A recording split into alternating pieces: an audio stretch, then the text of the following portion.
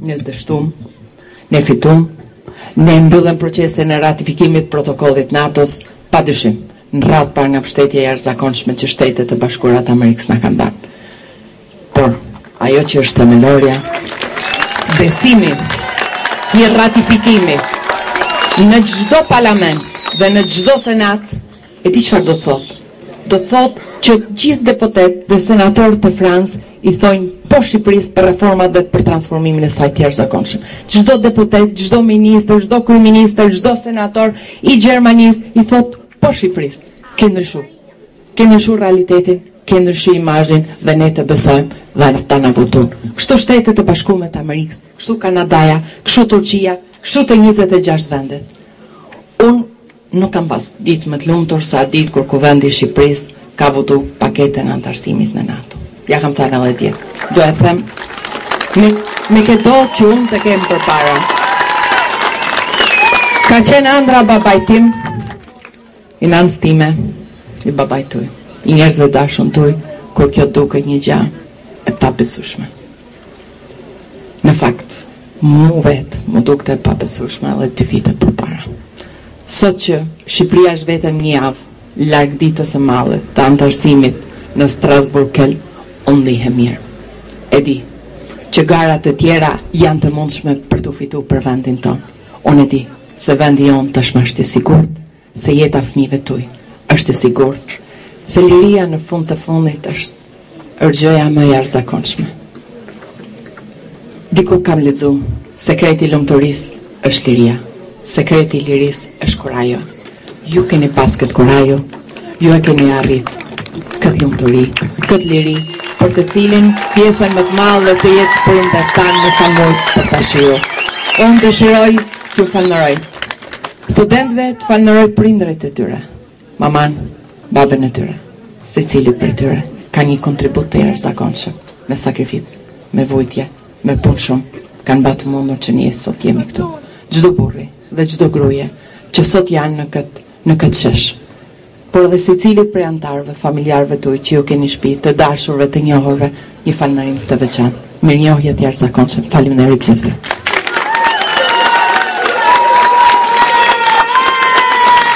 Në ndalesën në komunën e Kallmetit të zonës Topalli, ajo shoqërohej edhe nga deputeti i zonës Aldo Bumçi si dhe përfaqësues të tjerë të pushtetit vendor, të cilët kanë deklaruar që reformat e ndërmarra përgjatë 4 viteve të qeverisjes së Partisë Demokratike janë një sukses e që vërtetohet fare mirë përmes veprave dhe jo fjalëve. Ju uroj mirëseardhje kryetares kuvendit zonjës Josefina Topalli në Kallmet, është një nga fshatrat më të veçantë zonës.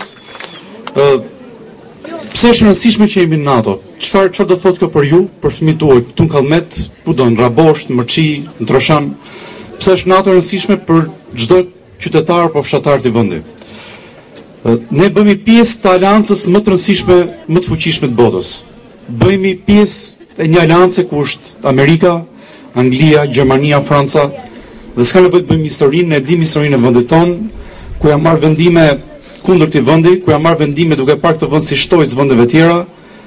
Ky vend është sot, është sot pjesë i barabartë me vendet më të zhvilluara të botës, me vendet më demokratike të botës.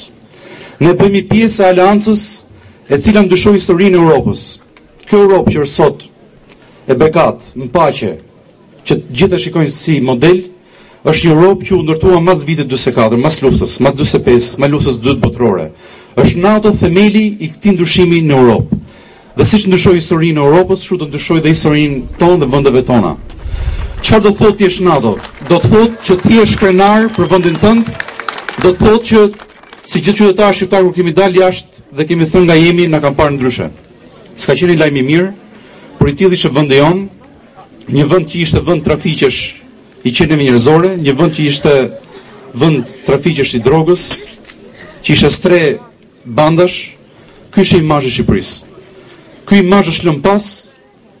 Ne jemi në NATO sepse kemi ditë me ndërtu këtë vend, me largu këtë vend nga harta e trafiqeve, dhe sot ne jemi pjesë e botës qytetëruar, jemi pjesë e kësaj aleance, dhe kjo do të thotë që ti jemi krenar që jemi bërë pjesë e kësaj. Të jesh NATO, siç e ka përjetuar dhe Bullgaria, siç e ka përjetuar dhe Rumania, dhe Çekia dhe Hungaria, do të thotë që të përjetosh me miliarda euro investime mbas antarësimit, sepse ti je natë do të thotë ti je vendi i sigurt dhe mjafton ky emër që të hapen gjithë dyert dhe investitorët mos kenë më frikë të vinë të investojnë në këtë vend. Në fakt në Lezhë kanë ardhur 1.8 miliardë euro investime, parku energjetik, janë dy fabrika të Cimentos, është ndërtimi i fabrikës për biodiesel në Shëngjin dhe shumë investime tjera, por do vinë dhe shumë më tepër mas antarësimit tonë NATO. Thjesht NATO do të thotë shumë gjëra dhe këto nuk janë premtime, këto janë e nesërme e këtij vendi. Pas fjalës së deputetit Aldo Bumçi, i cili tha se qeveria shqiptare do të mbajë të tjera premtime në ndryshimin e vendit dhe rritjes së shërbimeve ndaj qytetarëve. Në emër të pushtetit vendor ka përshëndetur kryetari i Këshillit të Qarkut të Lezhës Bardrica, i cili ka premtuar një angazhim të mëtejshëm të pushtetit vendor për sa i përket ndërhyrjeve në infrastrukturë dhe të gjitha shërbimeve të tjera. Është kënaqësi dhe privilegj për mua që të jem edhe të komunikoj me ju nëpërmjet mikrofonit, kur në dy kraht kam kryetarin e parlamentit dhe deputetin e zonës. Janë me të vërtet një dhuratë e Zotit që janë sot me ju, së bashku me kryetarin e komunës, i cili ka dhënë një kontribut jashtëzakonshëm për funksionimin mirë të Këshillit të Qarkut Lezhë. Unë kam qenë i vogël që i njoh zadrimorët, i njoh të kisha shënanojt. Kur zadrimorët vinin me këmbë zbath dhe luteshin tek Zoti, lutesin të kisha shënanojt. Atëherë nuk e disha se ç'është zadrima, nuk dija shumë gjëra, pak dija, por më vonë unë arrita të kuptoj se ky është një vend i bekuar nga Papa Klemendi i 11. Këtu është mbajtur një ndër kuvendet më të rëndësishme që ka ekzistencën kombi shqiptar, që është kuvendi i Mërqinës. Ne kemi bërë një libër së bashku me studiusit dhe zonja Gjozofin do ta dorëzojë si dhuratë një libër të tillë për kuvendin e Arbrit që është më në Mërqinë të Kallmetit, në këtë zonë ku vetë Papa Klemendi e ka bekuar këtë vend. Për të ruajtur besimin tek Zoti, tek Jezu Krishti dhe për të mbrojtur dinjitetin e vet, gjysma e këtij fshati iku në zarr të Kroacisë dhe atje së bashku me kryetarin e komunës kemi shkuar, kemi gjetur vëllezërit tonë, të cilët flisin shqip mbas 300 vjeç. Dhe zojën e tyre e kishin marrë me veti në zarr. Kjo ishte për të thënë që është një vend i bekuar nga Zoti, e keni bekuar ju me punën tuaj dhe keni merituar gjithë investimet që keni marrë nga shteti shqiptar, mbështetjen që keni pas nga Fondi i Zhvillimit, mbështetjen që keni pas nga Këshilli i Qarkut dhe jam i bindur që me një kryetar komune të tillë që keni ju, shumë më tepër investime do të thithë në të ardhmen.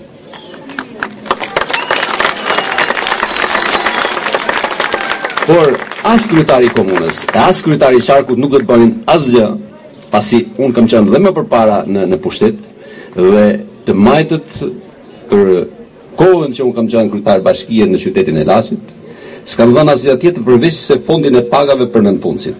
Absolutisht as edhe një lloj investimi.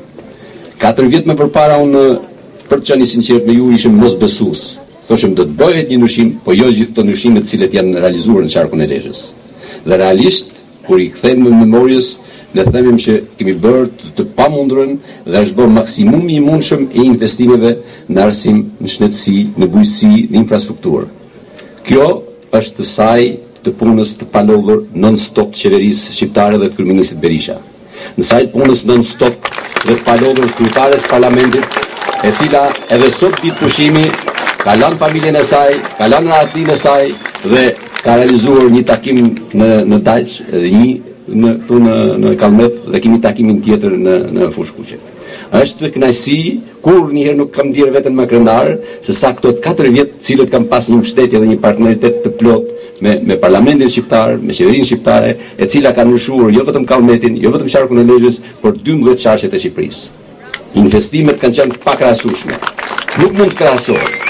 Po të merrim gjithë investimet e të 16 vjetëve të shkuara, me investimet e këtyre 4 vjetëve, këto investimet në 4 vjetëve ja u kalojnë investimeve të gjithë periudhës më parshme.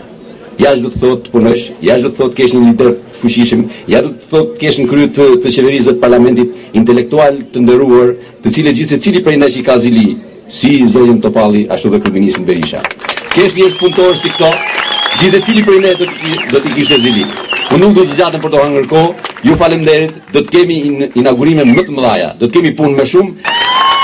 Përpara se ta mbylli, se harrova parë, kur kryetari i komunës po përmendte projektet e realizuara, ishte gjëja më mrekullueshme, përmendi një projekt që dëshironte që ta mbështesim. Do të them një gjë. Dje ishe në Balldre, ku më than ujësjellsi. I dëgjova me vëmendje. Natyrisht ishte i çmim shumë i lartë. U ktheva në Tiranë, fola me kryeministrin, i thash kështu. Doja çojmë sa ujësjellsi më një herë. Zoti kryetar, të premtoj që do i them kryeministrit për projektet tuaja. Unë jam e sigurt, kur Sali Berisha ai fjalën e mën. Që ta përcjellim këtë moment historik në paqe, në harmoni, në mirë kuptim dhe në fitore të garantuar në mandatin tjetër 4 vjeçar. Faleminderit.